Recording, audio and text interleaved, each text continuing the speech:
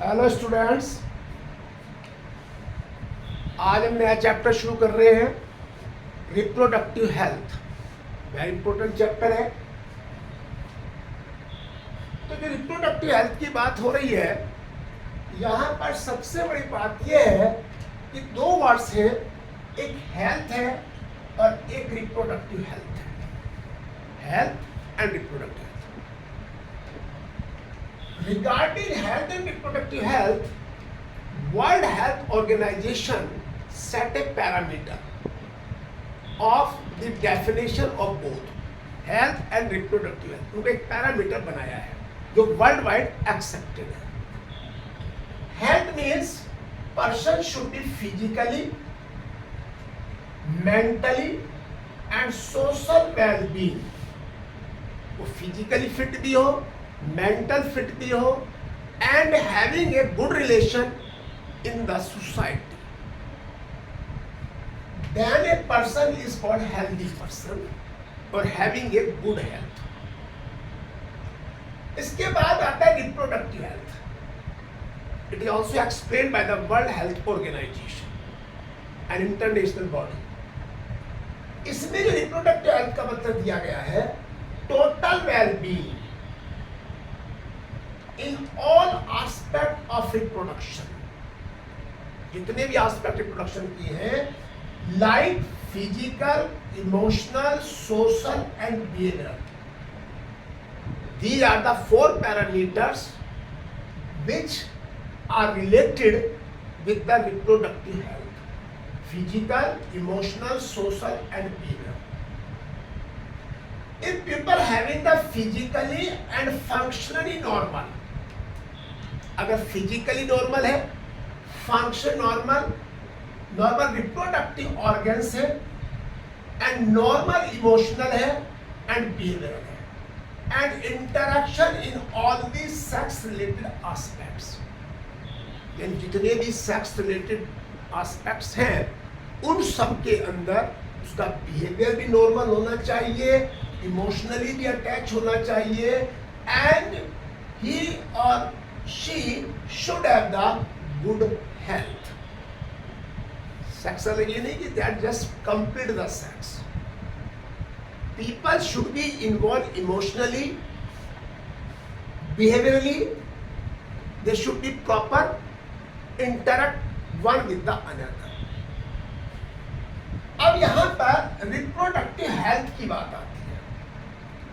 देखिए, reproductive health को discuss कर रहे हैं तो we are discussing 2 points here. यहाँ पे सबसे 2 इंपॉर्टेंट पॉइंट है जो रिप्रोडक्टिव हेल्थ के बारे में आएंगे। सबसे पहला है problems and second is the strategies.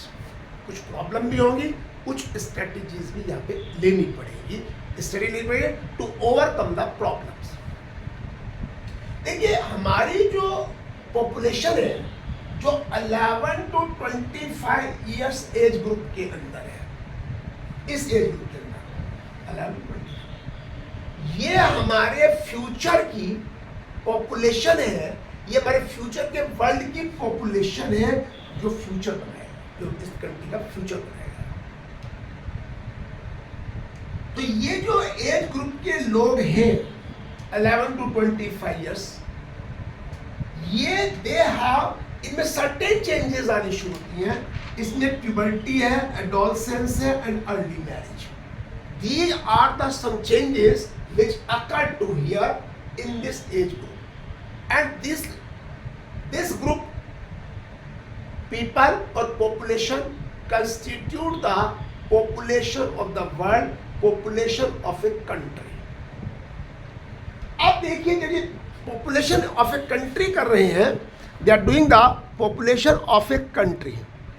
यहाँ पर एक कंट्री की पॉपुलेशन की बात हो रही है, तो हमें ये अंडरस्टैंड होना चाहिए कि how we can improve the reproductive health. इसमें हमें we should educate the people, हमें उनको एजुकेशन देनी पड़ेगी, क्योंकि without education the facts, problems and demerits और strategy can not be prepared, हमें उनको एजुकेट करना पड़ेगा।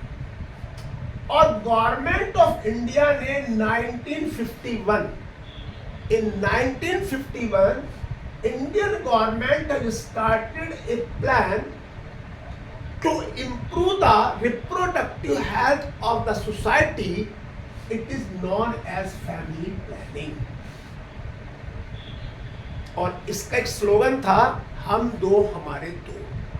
इसका मतलब ये था कि हमारी पॉपुलेशन भी कंट्रोल रहे और हमारे जो यंग वन हैं वो भी हेल्दी रहे and their parents should remain healthy.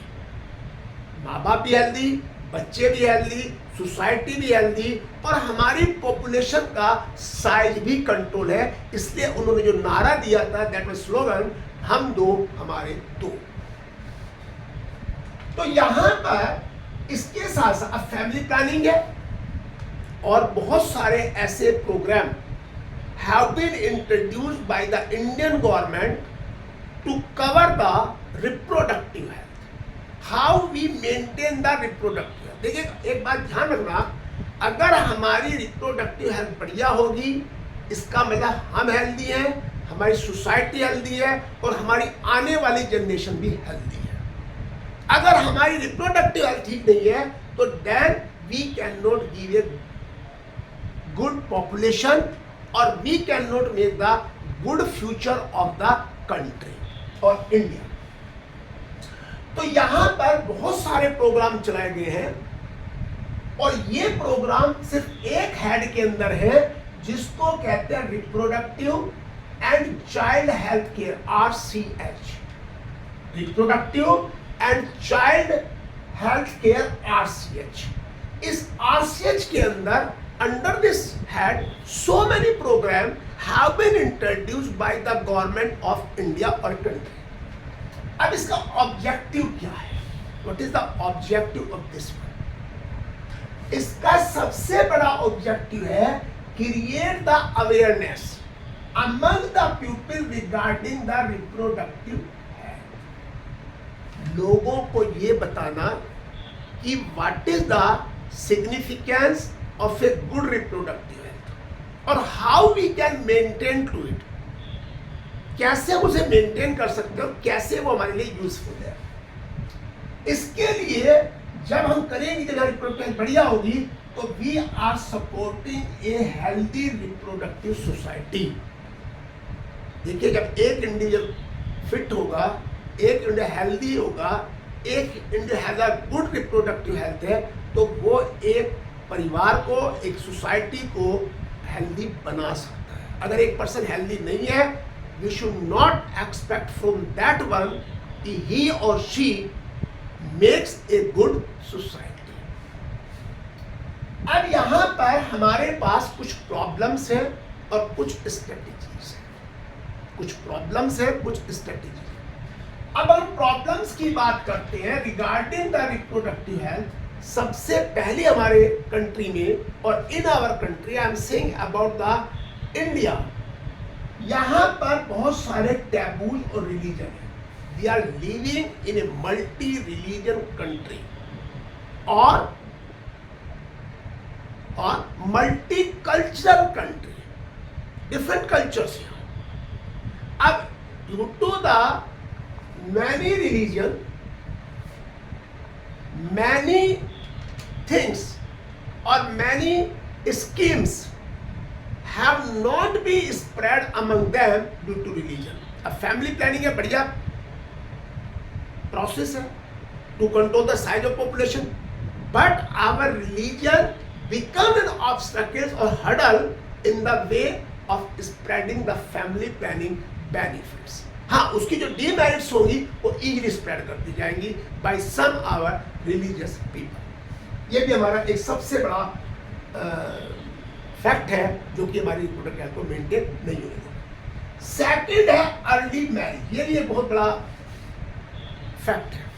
It is also big problem. Parents ही सोचते हैं कि बच्चे बड़े हो गए, 10 साल के, 11 साल के, 8 साल के, अरेंज द मैरिज होता है, उनकी शादी कर दो। क्यों? क्योंकि हम छुट्टी पा जाएंगे। लेकिन early marriage is harmful. In very early age, the marriage has been celebrated of them, then such couple is always suffer from the disease. क्योंकि जो एज उनकी खेलने की, कूदने की, पढ़ने की, स्कूल जाने की है, उनको उन चक्कर में डाल दिया जाता है, उनकी शादी कर दी जाती है, अर्ली मैरिज, ये चाइल्ड मैरिज कहते हैं. This is also biggest crush in our society. इसके बाद जब अर्ली मैरिज हो जाती है 10 साल में, 11 साल में, they are not fully developed, तो वहां पर अगर प्रेगनेंसी हो जाए तो यहां पर maternal mortality rate MMR and infant mortality rate दोनों हायर होती है. देखिए क्या होता है, until unless female is not fully matured, then she is not able to hold the baby or fetus in her womb. She may be anemic, बच्चा ही तो है, एनीमिक भी हो सकता है और हो भी जाते हैं, तो उससे क्या है, बच्चा भी मर जाएगा और मां भी मर जाएगी. Due to early marriage, due to not educating to them, due to not educating their parents. अगर उनके पेरेंट्स को स्टार्टिंग में एजुकेट कर दिया जाता तो शायद ये नौबत ना आती. इसके बाद है पर्सनल हाइजीन. पर्सनल हाइजीन, इस पर्सनल हाइजीन का मतलब है कि they should be aware how they should clean there reproductive organs. उनकी क्लीनलीनेस सबसे ज्यादा जरूरी है. If our reproductive organs are not neat and clean, then we have the risk of some sexual related disease हो जाती है. तो हमें जो है पर्सनल हाइजीन के लिए कब पता चले, बच्चा एजुकेट होगा, उसको उसके पेरेंट्स बताएंगे, पेरेंट्स ने बताया तो शादी और कर देगी, जाओ भाई शादी हो गई आपकी. पॉपुलेशन ग्रोथ, देखिए जब यहां पर शादी अर्ली होगी, that time fertility rate is very high, so that the size of population will be increased. Today, in present scenario, the population of India 140 crores. It is very big size of the population. जब big size of population होगा, we cannot arrange the required facility for the person. जब ये कहेंगे ये person employment नहीं है जी, ये नहीं है, so many facts are, we are responsible for that. हमें इसी को देखना चाहिए कि हमें पॉपुलेशन ग्रोथ नहीं होनी चाहिए. तो जब अर्ली मैरिज होगी तो पॉपुलेशन ग्रोथ भी बढ़ेगी, इससे हमारे रिसोर्सेज खत्म हो जाएंगे, इससे हमारे को चीजें नहीं मिलेंगी and we suffer a lot from this. इसके बाद यहां पे नेक्स्ट आता है रिप्रोडक्टिव हेल्थ से रिलेटेड है, strategy related to the reproductive health. ये प्रॉब्लम्स थी, हमने प्रॉब्लम देखी. अब इसके बाद हम देख रहे हैं कि how we can be overcome the problem. Problem को कैसे छोड़ आउट, हम कैसे छोड़ तो नहीं सकते ना, we can't give to them, हमें इनको इनको खत्म करना पड़ेगा, इनको मिनिमाइज करना पड़ेगा. तो सबसे पहला है फैमिली प्लानिंग. हमें we should inform, we should educate the young generation about the family planning. What are the advantage of family planning? How we can make a healthy society? So we should know about the family planning. हमें उसके बारे में पता होना चाहिए, which was initiated or started by the government of India in 1951. इसके लिए हमें अब यहाँ पे जनरल अवेयरनेस आनी चाहिए, वेरी इंपॉर्टेंट. इसके लिए हमें जनरल अवेयरनेस में जो रिप्रोडक्शन के बारे में audio, video, print, government and non government agencies, हमें ऑडियो से मैसेज देना चाहिए, वीडियो से मैसेज देना चाहिए, प्रिंट मीडिया, हमारे अखबार में इस तरह की चीजें आनी चाहिए in the form of advertisement. and government, non-government agencies should be involved in this type of practice, जिससे लोगों को इनके बारे में पता चले, उनमें अवेयरनेस हो, and they take the initiative to control the problem or to overcome the problems. इसके बाद सेक्स एजुकेशन, देखिए सेक्स एजुकेशन बहुत जरूरी है और it should be started at school level. Teachers, parents should be educate to their children and prevent to them from the myth and misconception. They should not be the victim of the myth and misconception. इसके लिए parents को भी आगे आना पड़ेगा. जैसे कभी कभी टीवी पे कंडोम का आ जाता है, कुछ तरह के एडवर्टीजमेंट आ जाते हैं. Parents immediately change the channel. You have changed the channel, but you have created big problem. Big problem in this way कि that child or children have the curiosity why my father, why my mother has changed the channel when always change the channel when such advertisement display on the TV screen. तो इसमें teacher है, parents है, इन सबको पूरा अपना contribution करना पड़ेगा, dedication के साथ करना पड़ेगा, ऑनेस्टली करना पड़ेगा. Prenatal and postnatal, जब बच्चा वोम में पल रहा है तब भी उसकी केयर करनी है और बाद में पैदा होने जब डेवलप हो रहा है then we should take the care of the mother, क्योंकि जो मदर खाएगी वो बच्चे को मिलेगा.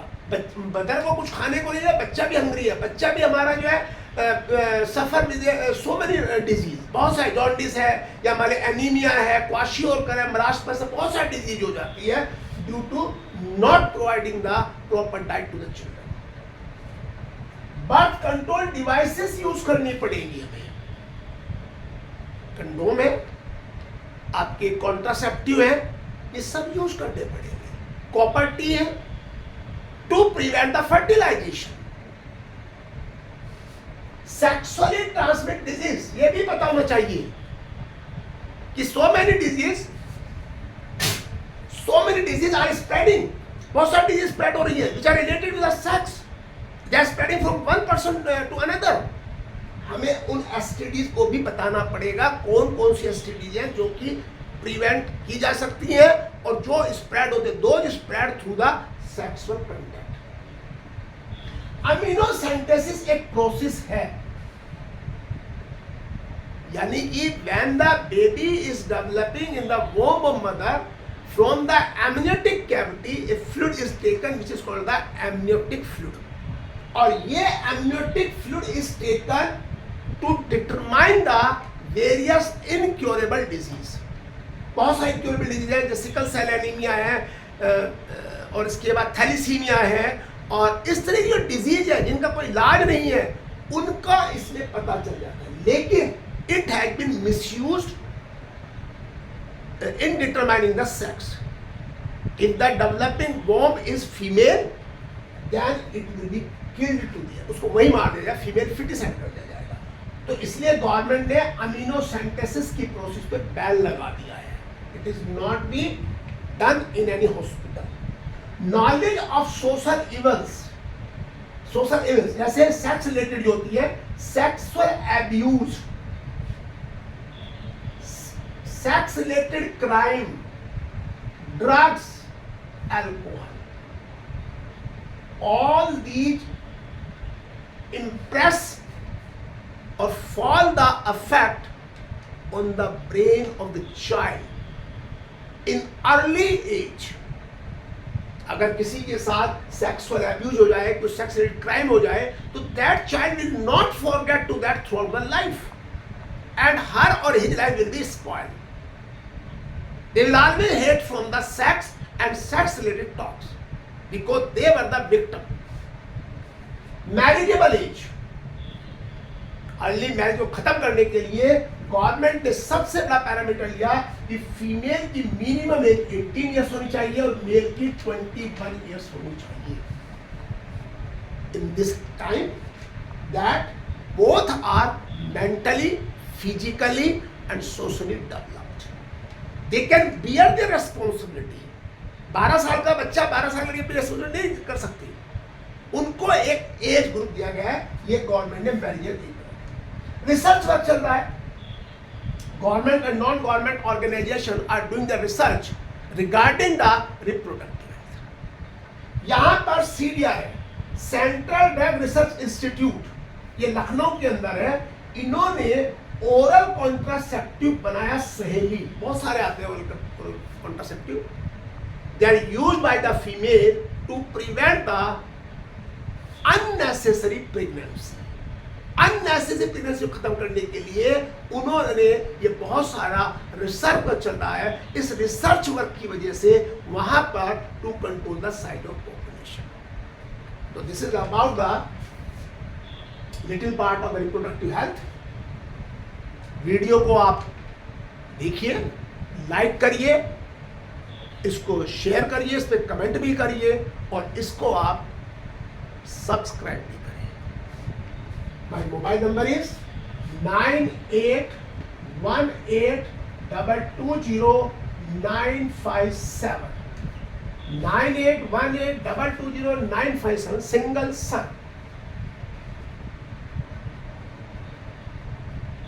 Thank you.